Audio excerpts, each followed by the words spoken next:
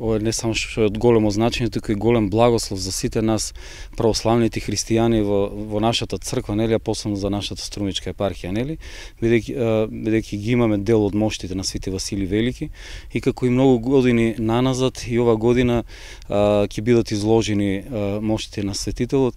Сега уште малку ќе започне вечерната богослужба, каде што ќе бидат изложени и вечерва и утре по литургијата, дока е 12 часот некаде така.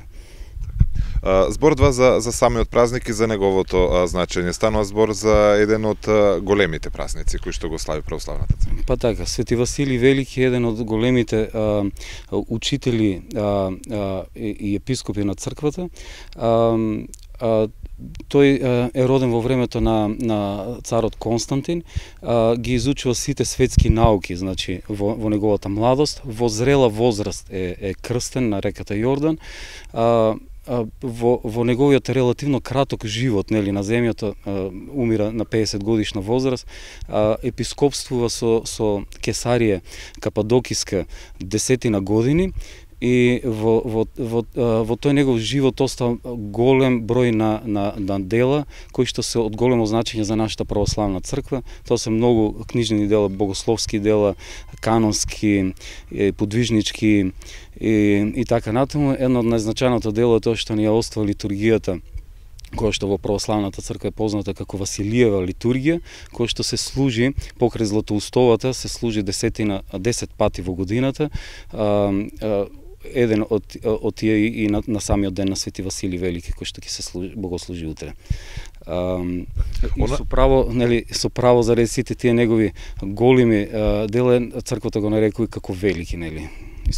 Она што е исто така важно и поврзано со овој празник е погачата и паричката која што се става во неа. Овде во Струмица генерално нели кршењето на бокачата е на бадник, меѓутоа црквата вели дека она кое што е правилното е токму на денешниот ден.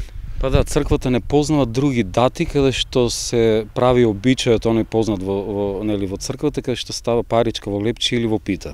Тоа се прави само на денот на Свети Василий Велики и бидејќи има едно чудо кое што се случило во времето на Свети Василий Велики, а тоа е дека уште на самиот почеток од неговото епископување, тогашниот епарх Кападокиски, значи бил многу така жесток и груб човек кој што имал обичај со својата војска да оди по градовите да ги оплячкува верниците, така да и во градот на Свети Василий Велики неколку пати тоа се случило. Свети Василий Велики досетливо постапил во еден момент кога дознал дека се приближил повторно тој парох, ги замолил богатите луѓе да го соберат своето богатство, злато и накит, и сето тоа во вреќи така го пречекал на влезот во градот, но засрамен од тој убав гест на Свети Василий Велики, епархот се повлекол и никош повеќе не се вратил.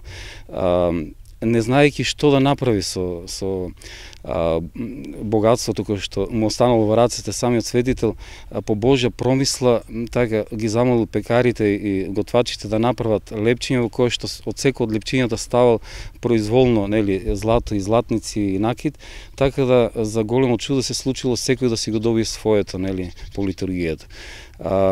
Во чест на ова чудо, нели, црквата во текот на историјата постојано го празнува овој обичај, да речеме, каде што се става по една паричка во лепчето и оној кој што ќе ја добие паричката, нели, му се падне нему паричката, го има тој благослов на Свети Василий Велики преку целата година. Благодарам многу.